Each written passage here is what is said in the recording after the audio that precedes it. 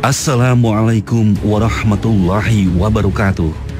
Sahabat yang dicintai Allah, manusia tidak pernah berhenti di dalam melakukan pencarian untuk memenuhi kebutuhannya.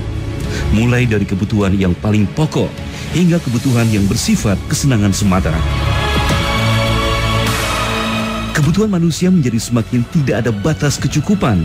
Bahkan berbagai cara dihalalkan untuk memenuhi kebutuhan sesuai dengan keinginan. Dengan kata lain, tidak ada batasan mengenai baik buruknya suatu perbuatan demi mencapai kepuasan. Lihatlah, di zaman yang tidak lagi menghargai akhlak serta norma hukum seperti sekarang ini, persaudaraan dan kekerabatan dengan mudah diabaikan akibat memperebutkan harta. Bahkan, yang lebih memprihatinkan, berbagai konflik berkepanjangan di penjuru dunia tidak lain berawal dari keserakahan untuk menguasai harta. Sahabat yang dicintai Allah, harta dunia seolah menjadi penentu manusia di dalam melakukan perjalanan hidupnya. Seluruh tindakan dan pemikiran seolah tercurah hanya demi mendapatkan harta semata. Sebegitu jahatkah harta hingga dengan mudah menguasai setiap langkah manusia? Dan adakah larangan bagi kita sebagai umat Islam untuk memiliki harta yang berlimpah? Harta bisa diibaratkan sebagai pisau bermata dua yang suatu waktu bisa melukai penggunanya jika tidak paham dan tidak berhati-hati. Inilah yang membuat harta pada akhirnya bisa menggiring manusia pada kejahatan dan kemaksiatan. Ketika seseorang telah tercukupi kebutuhan pokoknya, maka ia akan berpikir untuk menikmati perkara lain dari harta yang dimilikinya. Sampai akhirnya ia tidak puas jika belum melakukan apa yang diharamkan oleh Allah Subhanahu wa Ta'ala. Ibarat sebuah pepatah, menikmati harta bagaikan orang yang minum air laut. Semakin banyak air laut diminum, maka akan semakin membuat haus. Sifat tamak inilah yang akan terus memacu untuk mengejar harta dan mengumpulkannya siang dan malam, serta mengorbankan apapun demi mencapai keinginannya. Maka salah satunya supaya kita tidak terlalu cinta dengan harta, seolah-olah hidup kita itu hanya untuk harta, berpikirlah akan ujung dari kehidupan kita ini, kematian. Kalau kita sudah mati, nggak ada lagi fungsi harta itu, sahabat.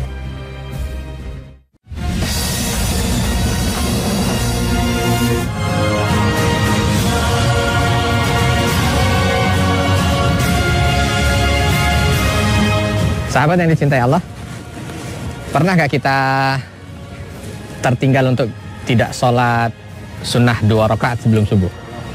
Pernah? Nah, jadi ada orang yang pernah ketinggalan sholat sunnah fajar 2 rakaat sebelum subuh itu ya, yang pahalanya dunia dan seisinya, bahkan lebih baik. Nah, kira-kira kehilangan 2 rakaat sebelum subuh itu kita sedih kalau sedihnya dibanding dengan kehilangan uang 50 juta, sedih mana? Sedih mana ya? Sedih 50 juta. Aduh, hati-hati. Jangan-jangan ada indikasi hubbud dunia di dalam hati kita. Kalau orang sudah kena penyakit terlalu cinta harta, maka ini akan menjalar kepada penyakit yang jauh lebih mematikan lagi. Apa dia? Insya Allah kita bahas dalam perjalanan poros surga kali ini bersama dengan saya, Arifin Nugroho.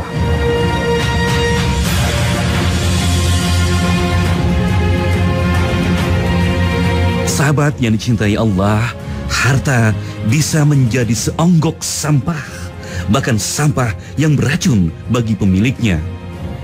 Di lain sisi, harta juga bisa menjadi simpanan berharga yang memuluskan dan meninggikan derajat seseorang, karena bernilai atau tidaknya harta tergantung pada sang pemiliknya.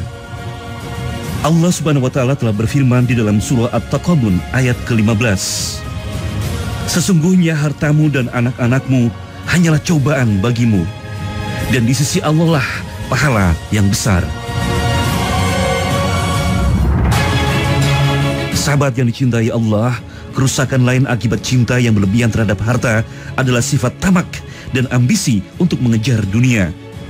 Karena nafsu manusia tidak akan pernah merasa puas dan cukup dengan harta serta kemewahan dunia yang dimilikinya. Rasulullah SAW pernah mengingatkan hal ini dalam sabda beliau, bahwa seandainya seorang manusia memiliki 2 lembah yang penuh berisi emas, maka dia pasti akan menginginkan lembah harta yang ketiga. Hadis riwayat Muslim. Sahabat yang dicintai Allah, segelas kopi, susu seperti ini menemani hawa dingin di Petra ini ternyata rasanya juga begitu nikmat ya. Nah, saya ingin membahas ternyata kenikmatan itu juga tidak terlalu harus membuat orang itu mengeluarkan uang yang jumlahnya tak terhingga atau tak ternilai gitu ya. Ternyata ini saja bisa mendatangkan kedamaian dan kenikmatan. Dan begitulah sebenarnya hakikat harta, sahabat. Harta itu Allah sampaikan kepada kita untuk bisa mencukupi kehidupan kita. Bukan untuk membuat kita ini sulit gitu. Ini kadang-kadang ada orang yang Masya Allah, dia dibuat hidupnya itu sulit karena harta. Hidupnya pusing karena harta. Nabi SAW karena ini akan membuat kelemahan pada individu muslim dan jamaah kaum muslimin. Apa dia? Al-wahan, hubbud dunya wa karahiyatul maut. Cinta dunia dan takut mati. Itulah yang disampaikan oleh Allah Subhanahu wa taala dalam satu surah yang dengan nama At-Takasur gitu ya. Harta yang berlimpah, tapi diawali dengan kalimat alhaakumut takasur. Harta yang banyak itu ternyata menghancurkanmu, melibasmu. Hatta zurtumul maqabir, sampai kamu itu dipendam dalam kuburmu. Luar biasa ya. Ini artinya sebagai bahagian daripada teguran bahwa harta itu terkadang menghancurkanmu, terkadang melalaikanmu. Ya, bahkan dalam surah Al-Humazah itu juga disampaikan, wailul likulli humazatil lumazah alladzi jama'a malahu wa addada. Keburukan bagi humazah lumazah. Salah satu dari sifat humazah lumazah adalah jama'a malahu. Dia mengumpulkan harta, kumpul lagi. Pagi hari keluar hanya sekedar untuk mendapatkan harta, pulang malam juga seperti itu. Seluruh pikirannya harta, harta, harta. Sehingga apa? Keburukannya satu, dia akan dibuat pusing dengan harta. Hidup-hidupnya itu pagi, siang, sore, pikirannya dunia. Kalau dia sudah berpikir dunia, maka dia akan lupa tentang akhiratnya. Hidup di dunia hanya sementara, dia tidak paham itu. Yang bisa membuat dia bahagia, dunia. Kalau dapat dunia, bahagia. Akhirat belum tentu. Makanya jangan heran gitu. Ketika dia lagi sibuk nih, rame tokonya, Allahu Akbar, Allahu Akbar. Nggak tergerak itu hati ketika masuk suara adzan dalam telinganya ke hati, nggak tergerak untuk datang. Ah, nanti aja lah saya sholat di sini juga sama kan? Kan boleh-boleh juga kan sholat di sini. Gitu ya. Dia nggak tertarik kalau di masjid jamaah itu 27 derajat, sedangkan sendiri itu hanya satu. Yang 1 dan 27 tidak membuat dia tertarik untuk bisa mendapatkan yang lebih. Tapi kalau dunia, ada kelebihan sedikit saja langsung bergerak. Mana nih? Itu bisa dapat lebih. Wah, dia. Nah, ini akhirnya apa? Membuat tumpul hatinya untuk akhiratnya. Termasuk juga bahagian daripada keburukan itu, orang jadi tidak melihat nilai itu dari selain dunia. Semuanya dunia. Ingin membangun silaturahmi, dia bisa mendatangkan apa dengan saya ya? Hidup kita diminta untuk menumpuk-numpuk kebaikan. Sehingga ketika kita bertemu dengan Allah Subhanahu wa taala yang menjadi bekal bagi kita ini, Allah merasanya cukup. Karena cukup bekal yang kita sampaikan, Allah rasa cukup bekal yang kita kumpulkan selama Allah berikan kesempatan kita hidup ini, maka insya Allah dengan cukupnya bekal itu, Allah akan berikan kebaikannya kepada kita. Dan inilah poros syurga.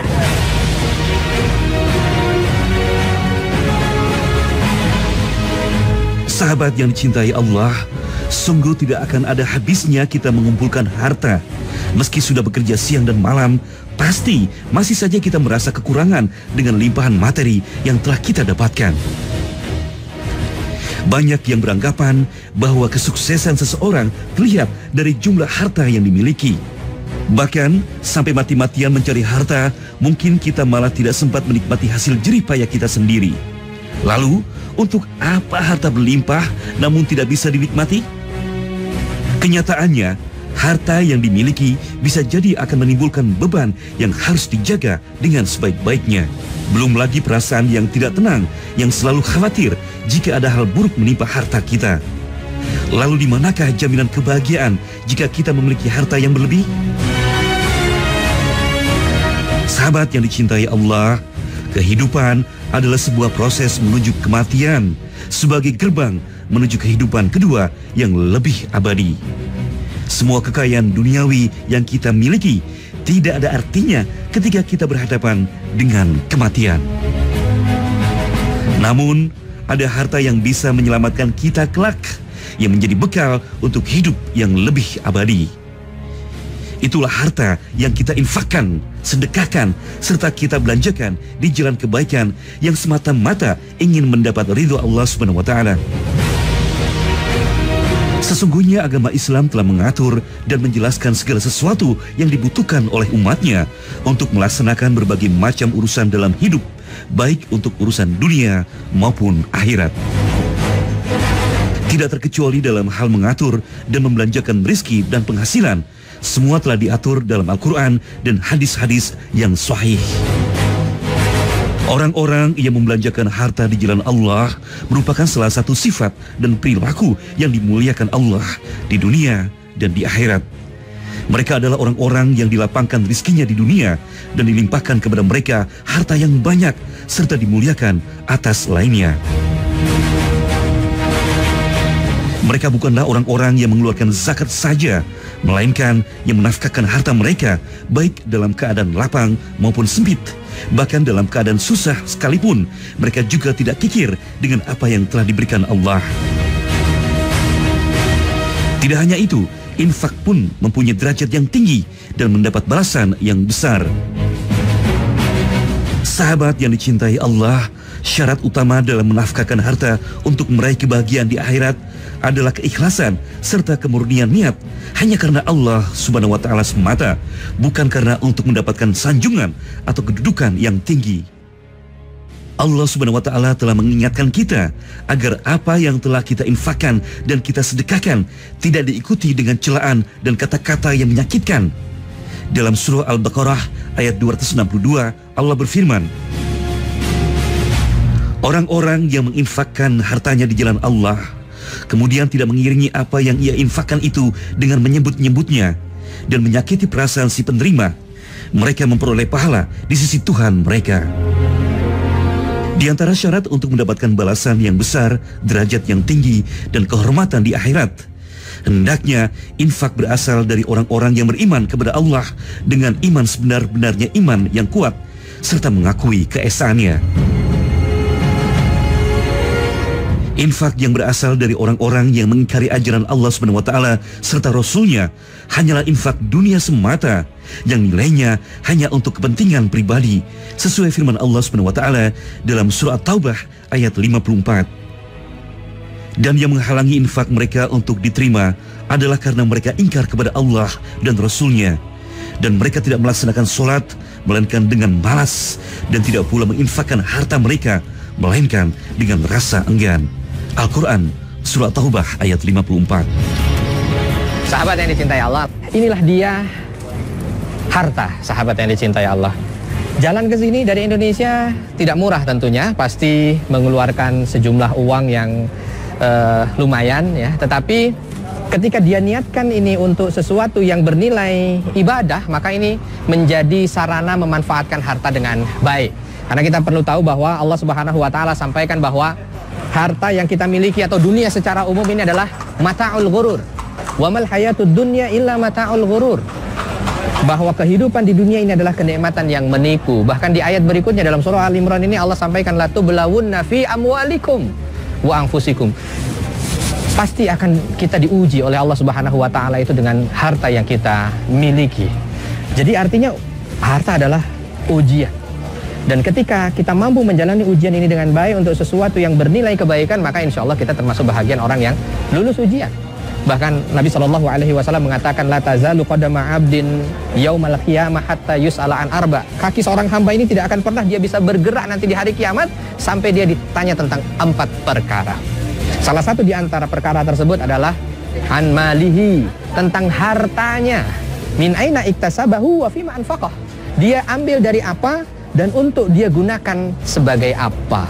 Maka sahabat yang dicintai Allah, harta yang kita miliki ini bukan sesuatu yang bebas untuk kita gunakan ya, yang tidak ada pertanggungjawabannya. Bukan, justru apa yang Allah berikan kepada kita sebagai titipan ini merupakan bahagian ujian yang nanti kelak di akhirat kita akan ditanya. 1 rupiah demi 1 rupiah yang kita miliki itu akan menjadi bahan pertanyaan yang akan Allah sampaikan kepada kita. Sampai selesai semua harta ini kita pertanggungjawabkan di hadapan Allah Subhanahu wa Ta'ala. Selesai juga dari apa yang harus kita sampaikan, dari amanah harta yang harus kita laporkan kepada Allah Subhanahu wa Ta'ala. Kita punya harta, manfaatkan untuk kebaikan kita. Kita punya harta, manfaatkan untuk kebaikan orang lain. Alangkah bahagianya kalau orang lain pun merasakan dari kebaikan harta yang kita miliki. Kita punya harta, fikirkan untuk akhirat kita. Insya Allah harta ini sudah kita belanjakan dengan cara yang benar. Kalau cara yang benar kita belanjakan, nanti di akhirat ketika kita mempertanggungjawabkannya, kita juga mampu mempertanggungjawabkan dengan baik di hadapan Allah Subhanahu wa Ta'ala. Dan inilah poros syurga.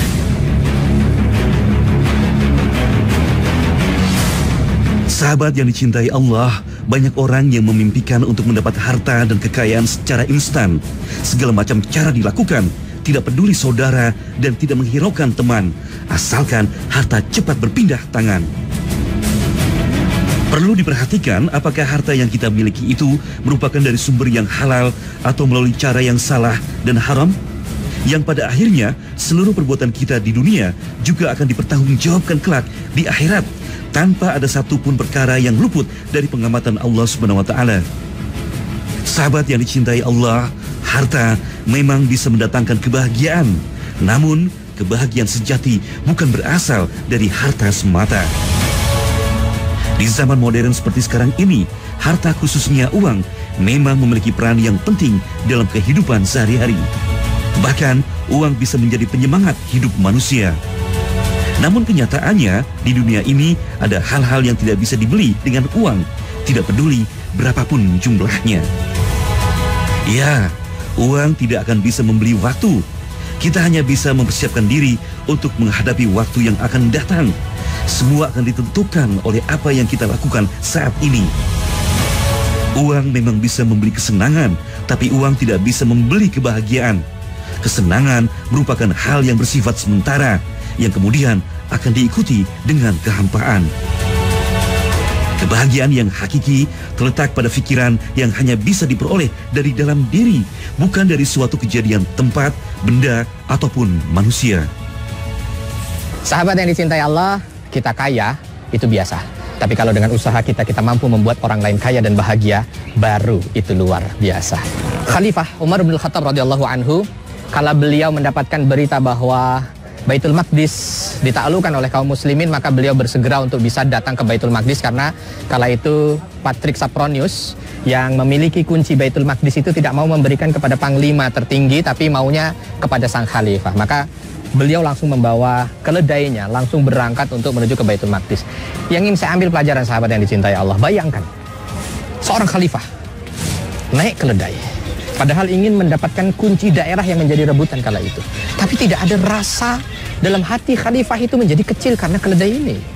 Bahkan beliau sampai mengatakan kepada semua sahabat yang hadir di sana, nahnu qaumun a'azzanallahu bil Islam. Kita itu kaum yang Allah muliakan kita bukan dengan dunia, tapi dengan Islam, dengan iman yang ada dalam hati kita. Luar biasa. Maka sahabat yang dicintai Allah, tentunya ketika memanage harta itu ada tips-tips yang harus kita perhatikan dengan seksama. Karena hati-hati, harta harus dimanage dengan baik. Allah Subhanahu wa Ta'ala dalam surah Al-Munafikun menjelaskan itu. Ya ayyuhalladzina amanu la tulhikum amwalukum wala auladukum an dzikrillah. Jangan sampai itu, wahai orang beriman, anakmu, hartamu, anakmu itu membuat kalian itu lena, lalai dari mengingat Allah Subhanahu wa Ta'ala. Maka tentu Allah menginginkan agar harta ini tidak membuat kita terlena. Bagaimana caranya? Yang pertama, coba harta itu jangan ada di hati, tapi ada di tangan. Karena kalau ada di tangan, ya sekedar ada di tangan ya lepas, tidak ada masalah. Tapi kalau sudah di hati, susah bagi kita untuk melepaskannya. Yang kedua, jadikan harta itu sebagai nilai anugerah yang Allah berikan kepada kita dan bernilai amanah. Ini harta saya punya loh, tapi ini bukan akan hilang begitu saja, tidak, tapi harus saya pertanggungjawabkan. Maka kita akan jaganya dengan baik, hati-hati. Yang ketiga, supaya kita tidak terlalu cinta dengan harta, kita harus paham bahwa kita akan mengakhiri kehidupan ini dengan kematian. Maka salah satunya supaya kita tidak terlalu cinta dengan harta, seolah-olah hidup kita itu hanya untuk harta, berpikirlah akan ujung dari kehidupan kita ini, kematian. Kalau kita sudah mati, nggak ada lagi fungsi harta itu, sahabat. Dan inilah poros surga.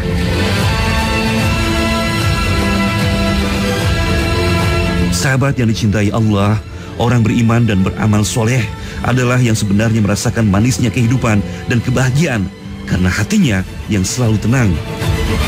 Walaupun nampak kehidupan mereka yang begitu sederhana, bahkan sangat kekurangan harta, namun sesungguhnya merekalah orang-orang yang paling berbahagia.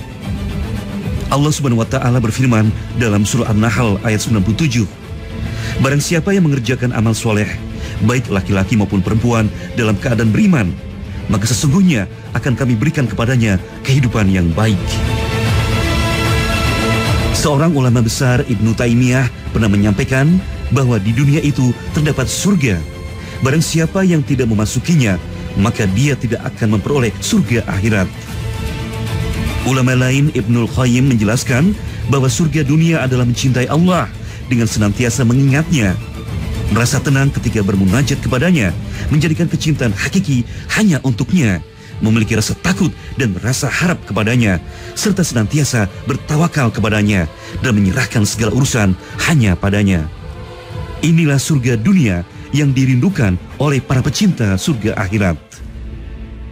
Sahabat yang dicintai Allah, ini ada beberapa pertanyaan nih kaitannya dengan masalah materi kita pada kesempatan kali ini ya, berkaitan dengan harta. Dan pertanyaannya ini ada banyak, cuman saya pilihkan mungkin dua lah yang bisa menjadi perwakilan dari pertanyaan materi kita hari ini ya.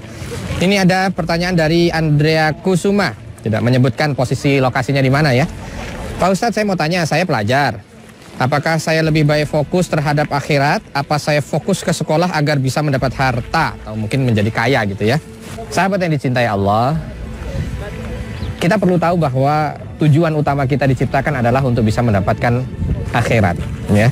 Dan kalau akhirat itu bisa kita dapatkan, maka insya Allah dunia pun akan mengikutinya. Maka tidak bisa juga kita pertentangkan antara orang yang ingin mendapatkan dunia berarti dia tidak dapat akhirat, atau ketika dia fokus terhadap akhirat dia tidak dapat dunia. Tidak, apalagi adik kita ini sebagai pelajar ya. Dan dalam kaidah sudah disampaikan, man arada ad-dunya fa'alaihi bil ilm wa man arada al-akhirah fa'alaihi bil ilm wa man aradahuma fa'alaihi bil ilm. Orang yang menginginkan dunia hendaknya dia punya ilmu, orang yang menginginkan akhirat dia juga harus punya ilmu, dan orang yang menginginkan keduanya dia juga harus ilmu. Jadi insya Allah ketika Anda fokus pada ilmu yang Anda pelajari sekarang, niatkan itu sebagai bahagian daripada ibadah kepada Allah Subhanahu wa taala, maka insya Allah Anda akan mendapatkan dua-duanya.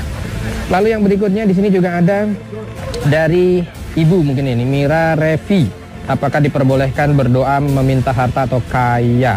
Bagaimana cara meminta yang benar? Boleh atau tidak? Ya boleh ya, boleh. Kalau kita ingin meminta ya Rabb, berikan kepada hamba ini harta.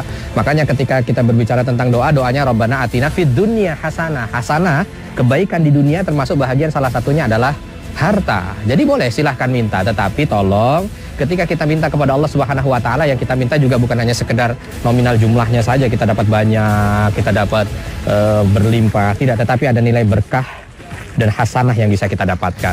Jadi minta kepada Allah Subhanahu wa taala, ya Allah, berikan kepada hamba ini harta yang berkah, harta yang menenangkan, harta yang bisa membawa hamba ke surga, harta yang bisa bermanfaat bukan hanya untuk hamba di dunia, tapi untuk di alam kubur hamba, bukan hanya bermanfaat untuk hamba tapi untuk semua orang.